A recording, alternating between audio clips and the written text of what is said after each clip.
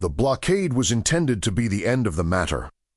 Admiral HFY had established it with that specific intention. 31 vessels across the Pellucid Corridor's entry point.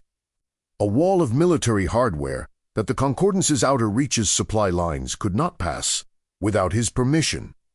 The Pellucid Corridor was the single practical transit route between the Concordance's core systems and its outer reaches settlement cluster. 240,000 people on the other side, 18 months of supply reserves, by optimistic estimate. HFY's calculation was straightforward. The Concordance could negotiate on his terms or watch its settlements fail by attrition. The settlements were not military installations. They were farmers and researchers and transit workers and children. They required a steady flow of industrial components, medical supplies, and agricultural inputs that the outer reaches could not yet produce entirely locally. The blockade said, negotiate, or the people on the other side run out of things they need. It was a sound strategy. He had run it against smaller parties twice before, and it had worked both times. The calculus was clear. The cost of supply failure was concrete and visible and fell on people who were not soldiers, which was politically significant. The Concordance Council would feel the pressure from its own population before its military response could be positioned.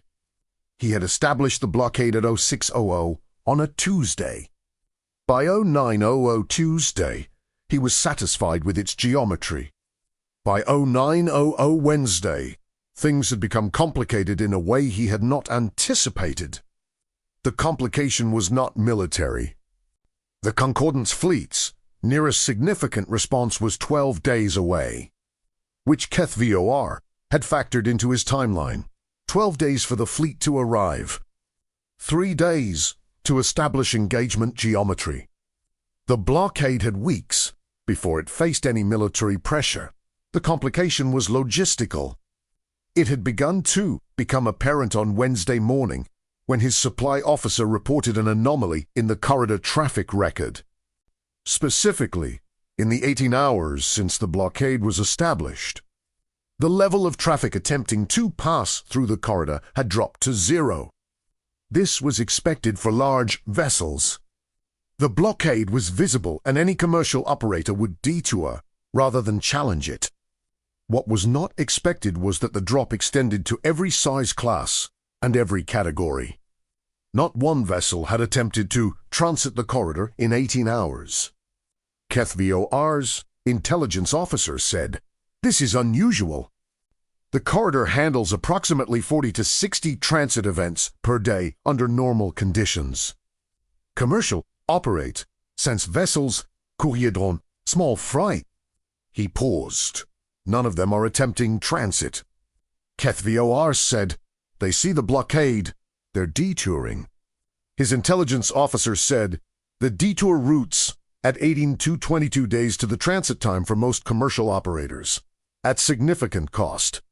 Piped! Some of them should be attempting to negotiate passage, or at least approaching to assess the situation." He paused. "They're not. They diverted before they reached visual range. Some of them diverted before they reached sensor range." He paused. "They diverted from positions where they couldn't have seen the blockade with standard equipment." He said, "They knew it was there." His intelligence officer said, "Yes, sir." He said, "How?" His intelligence officer did not answer immediately. He said, "Pull the corridor communication logs for the past 72 hours. The logs were pulled.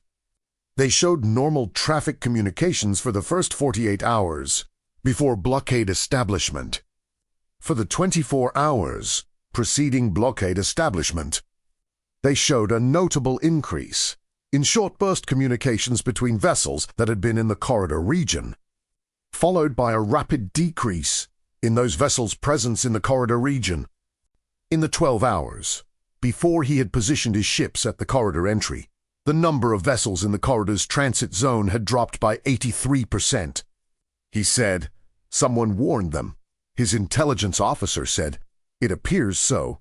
Sir, he said, who has real-time intelligence on our fleet movements in this region. The list of parties with that capability was short. The Concordance's monitoring station network, the regional commercial intelligence services that tracked fleet movements for insurance and routing purposes, and the Concordance's Outer Reaches Coordination Network, which was the administrative infrastructure that managed supply logistics for the settlement cluster. He looked at the Outer Reaches Coordination Network record.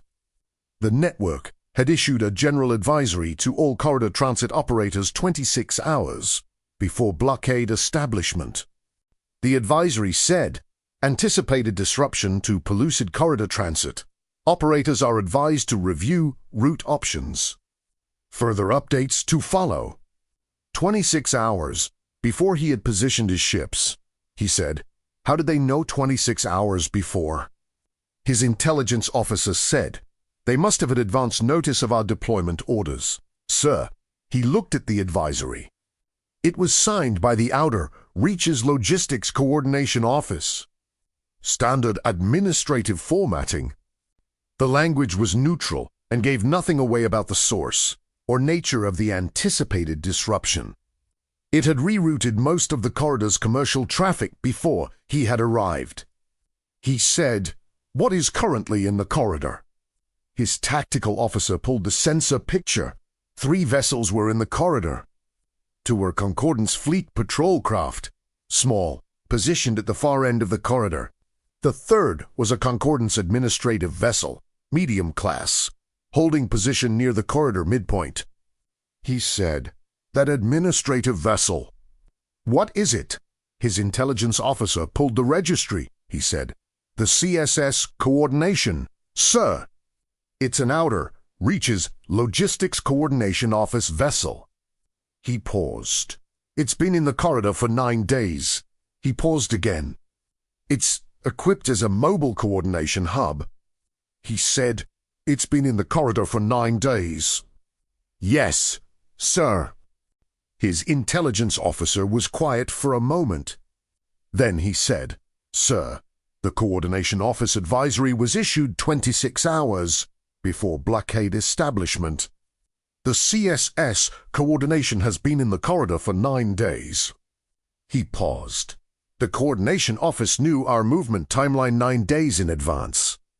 Keth VOR looked at the corridor display, the blockade behind him, the 2 patrol craft, and the administrative vessel ahead.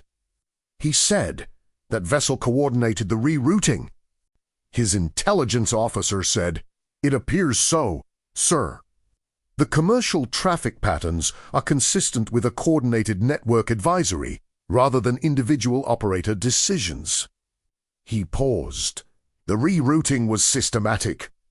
Operators adjusted their transit plans in the 72-hour window before blockade establishment, in a pattern that suggests they received specific routing guidance, not just a general warning.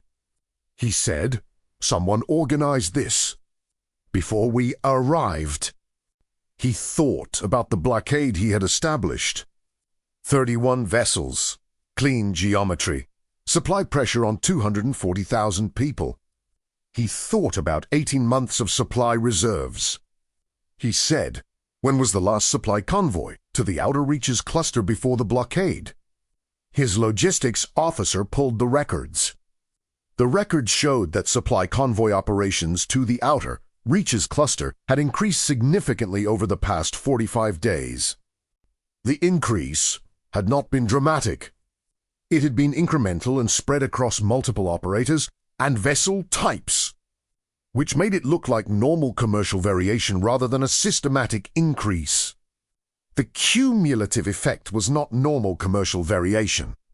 His logistics officer said, slowly, Sir, the supply volume to the Outer Reaches cluster over the past 45 days is approximately twice the standard rate. Paused. If the supplies were distributed to storage rather than immediate consumption, the reserve estimate would need to be revised. He said, to what? His logistics officer calculated for a moment. He said, At standard consumption rates, sir, the cluster could be sustainable without resupply for approximately 38 months. He paused, possibly longer, depending on agricultural production increases over the same period. Keth VOR looked at the corridor display. He said they've been building reserves for 45 days. His logistics officer said, since before we finalized our operational timeline, sir. He paused. The operational timeline was finalized 6 weeks ago. The supply increase began 45 days ago. He said they knew 6 weeks ago. He looked at the CSS coordination, holding position in the middle of the corridor. He thought about the blockade strategy, supply pressure, 18 months of reserves. The Concordance Council feeling pressure from its population. He thought about 38 months of reserves. He thought about commercial traffic that had been rerouted before he arrived. By a coordination that had been running for 9 days, after a build-up that had been running for 45 days. He said, open a channel to that administrative vessel. The CSS, Coordination's commanding officer, was a civilian, which was consistent with its administrative designation. Her name was Director Kenji Nakamura Sei, and she was the head of the Outer Reaches Logistics Coordination Office, which was not a glamorous position and was not typically the position that people thought of when they thought about significant organizational capability. The Logistics Coordination Office managed supply chain operations for the Outer Reaches Settlement Cluster. It tracked supply levels, coordinated transit scheduling, managed reserve allocations, and maintained the communication network that kept 240,000 people in the Outer Reaches connected to the Concordance's supply infrastructure. It was, in short, the administrative apparatus that Keth VOR's blockade strategy depended on failing. Director Nakamura Sei had been in this position for 7 years. She had come to it from a background in disaster preparedness logistics, which was the field that studied what happened to supply chains when things went wrong and how to make them less catastrophic when they did. She had been watching the Keth Sovereignty's fleet movements for 8 weeks, not through military intelligence, which she did not have access to, through the commercial shipping intelligence services that her office subscribed to as part of its routine operations, which tracked fleet movements because fleet movements affected shipping routes, and because the Logistics Coordination Office's job required knowing what was happening to the routes that the Outer Reaches depended on. 8 weeks ago, the Commercial Intelligence Service had flagged an unusual pattern in Keth Sovereignty fleet repositioning. That was consistent with a blocking operation in the Pellucid Corridor region. The flag was a probability assessment, not a confirmed plan. The probability was 63%. 63% was enough for Director Nakamura Sei's purposes. She had done what her 7 years in disaster preparedness logistics had trained her to do, which was to act on the probability before the event made action more difficult. She had begun the supply buildup, not in a way that would draw attention, in a way that looked like normal commercial variation across many operators over a gradual period, which was how logistics operations were supposed to look when they were functioning normally. She had called in favors with 8 different commercial operators, adjusted 14 routing contracts, and coordinated with 3 agricultural production facilities in the cluster to increase output ahead of schedule. She had drafted the transit advisory and had it ready to distribute the moment the fleet repositioning crossed into the 72-hour warning threshold. She had positioned the CSS coordination in the corridor because a mobile coordination hub was more responsive than a fixed station, and because she had calculated that the corridor would be where the relevant events occurred. She had done all of this without military resources, without formal authorization from the Concordance Council, and without informing any party that might have created a political incident before the situation was clear. She had done it because it was her job to make sure 240,000 people had what they needed, and because the probability had been 63%, and 63% was not something you waited on when the downside was 38 months of supply. Uncertainty for a civilian population. When the channel opened and Grand Admiral HFY's voice came through, she was reviewing the updated supply distribution projections and eating lunch at her desk. She said, "Grand Admiral, I've been expecting your call." He said, "Director, I'd like to understand the situation in the corridor." She said, "Of course." She set down her lunch. "What would you like to know?" He said. "You knew we were coming." She said, "I assessed a 63% probability that something was coming. 63% is not certainty." She paused. "But it's enough to act on." He said, "You acted on it." She said, "That's my job." She paused. "Supply chain resilience for 240,000 people is my operational responsibility. When there's a 63% chance that the primary supply corridor is going to be disrupted, I build reserves and arrange alternatives." She paused. I'd be negligent not to. He was quiet for a moment. Then he said, "You've been doing this for 7 years." "Yes." She said. He said, "Disaster preparedness logistics." She said, "Before this position, yes." Paused. "The outer reaches doesn't have disasters very often. Mostly I manage routine supply chain operations." She paused. "But the framework is the same. Identify the failure modes. Build resilience against them. Act early enough that the response doesn't have to be reactive." He said, "The supply buildup started 45 days ago." "Yes," he said. "Our operational timeline was finalized 6 weeks ago." She said, 42 days before your arrival." He processed this. He said, "You had a 3-day margin." She said, "I like to work with margin when I have it." She paused. 42 days was comfortable. She paused. "If I'd known with certainty, I would have started earlier. Uncertainty is why I had to wait for the 63% threshold." He said, "What is the current supply status of the outer reaches cluster?" She pulled up the distribution data. She read him the summary, which was professional and precise, and which described a supply situation that was, by any reasonable assessment, stable.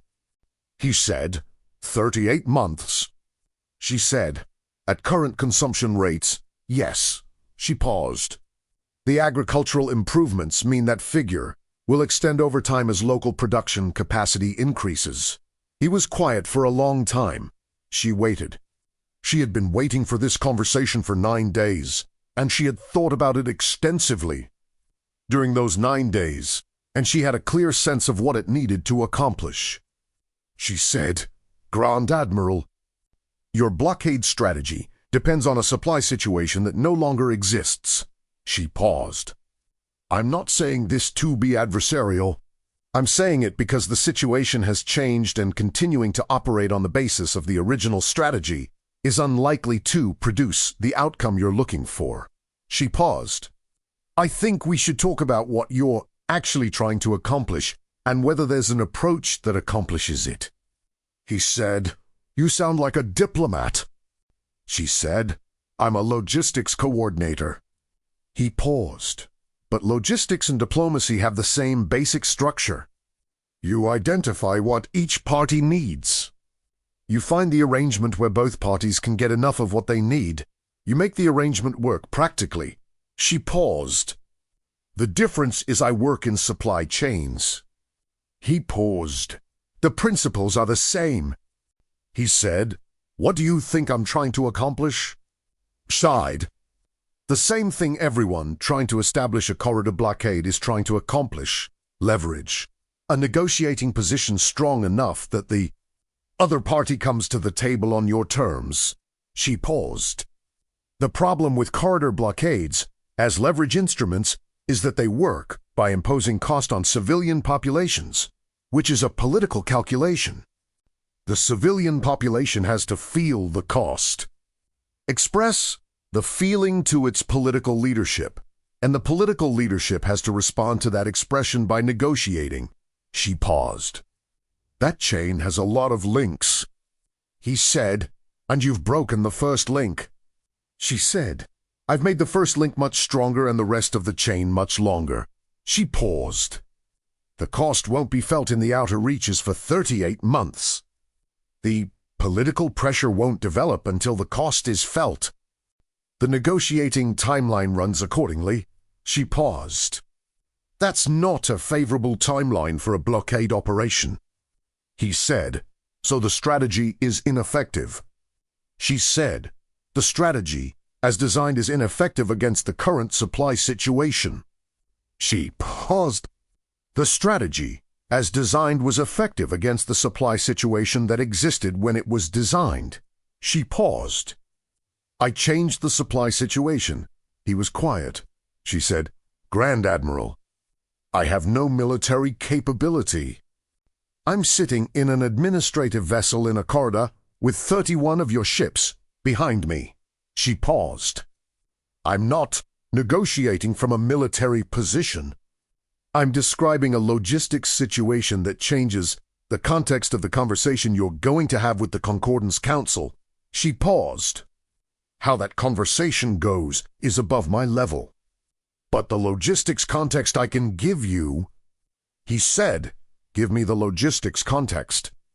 She said, the Outer Reaches cluster is supply stable for 38 months under current blockade conditions.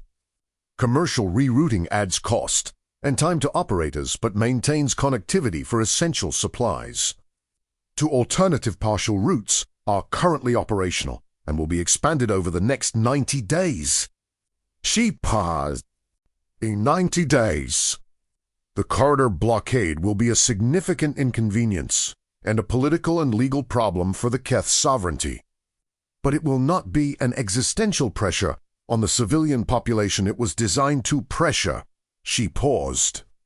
That's the logistics context. He said, you have planned for 90 days. She said, I've planned for 38 months. I'm giving you the 90-day window because that's the decision-relevant window. After 90 days, the secondary routes reduce the corridor's criticality enough that the strategic leverage argument is substantially weakened. She paused. 90 days is when the conversation with the Council should be happening, if it's going to happen on terms that produce an outcome. He said, you're telling me to negotiate with a deadline. She said, I'm telling you what the logistics situation implies for the negotiating timeline. She paused. What you do with that information is above my level. A long silence. Then Keth VOR said, you've done this before. She said, I've managed supply chain resilience in disrupted environments for 14 years. Yes, he said. Not this specifically. She said, not 31 warships. No. Usually it's weather events, infrastructure failures, the occasional political disruption that affects commercial shipping. She paused. The framework is the same. Identify the disruption, build resilience ahead of the disruption, manage the timeline. He said, you're telling me my blockade failed before it started. She was quiet for a moment. Then she sighed, with the directness of someone who had decided honesty was more useful than tact, Grand Admiral. Your blockade failed when I assessed 6 to 3% probability 8 weeks ago and started building reserves. She paused. It didn't fail today. Today is just when you found out. Another silence. She waited. He said, I have 31 ships in a corridor for a strategy that no longer has its primary mechanism. She said, yes. He said, what would you do in my position? She said, I'd call the Concordance Council and negotiate from the military position. I've established, rather than the supply pressure position I was trying to establish. She paused. You have 31 warships at a strategic corridor. That's a significant asset and a significant statement of capability. A military negotiating position from 31 warships is real. It doesn't require supply pressure to be effective. She paused. The conversation I'd want to have would be about what the Keth sovereignty actually wants in this region, with the demonstration of capability as the context rather than the leverage. He said, "You're describing the same thing other people have been suggesting," she said. "Logistics and diplomacy, Grand Admiral. Same structure, different materials." She paused. "The arrangement that works is the one where both parties get enough of what they need." She paused. "I can tell you what the outer reaches cluster needs from a supply perspective. What the Keth sovereignty needs is a different conversation." He paused. "But I'd be happy to sit in on it." "Supply chain context is usually relevant."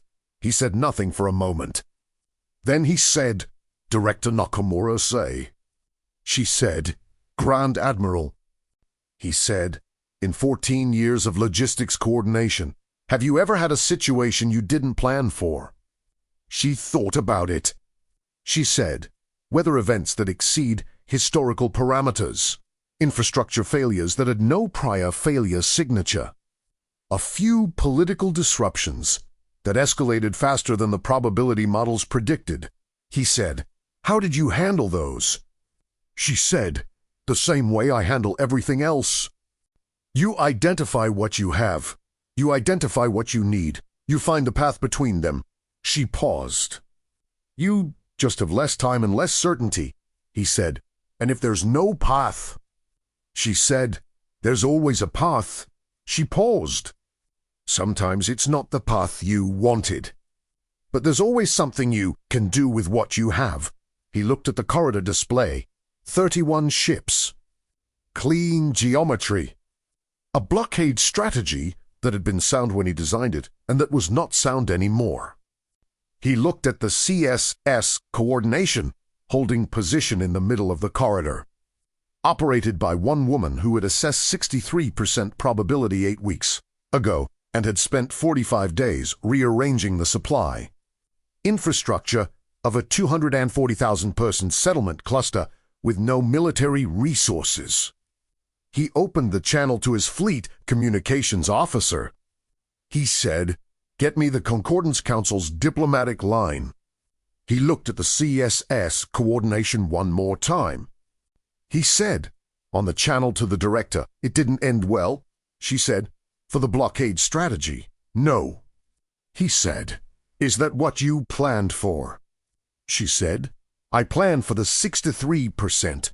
The 37% would have been harder." She paused. "I'm glad it was 63, he said. "So am I, Director." He ended the channel. He made the call. The blockade was formally suspended 6 days later. Following preliminary diplomatic contact between the Keth Sovereignty's political office and the Concordance Council, the CSS coordination filed a routine operational update that evening, noting the suspension and the resumption of normal corridor transit operations. Director Nakamura sent a distribution advisory to the commercial operators who had been rerouted, advising them that the corridor was operational and that normal transit scheduling could resume. She noted in the advisory that the reserve supplies that had been pre-positioned remained available for distribution and that the agricultural production increases would continue on schedule. She sent a separate internal note to her office staff, which said, "Good work on the past 8 weeks. The coordination was clean and the timing was right. Standard operations resume Monday." Her deputy sent back, "What do we do with 38 months of reserves?" She sent back, "Distribute them. No reason to hold them." She sent back after a moment, "Also start the planning review for the secondary route expansion. The 63% scenario may not be the last time we need them." Her deputy sent back, "How do you want to categorize this in the operational record?" She thought about it.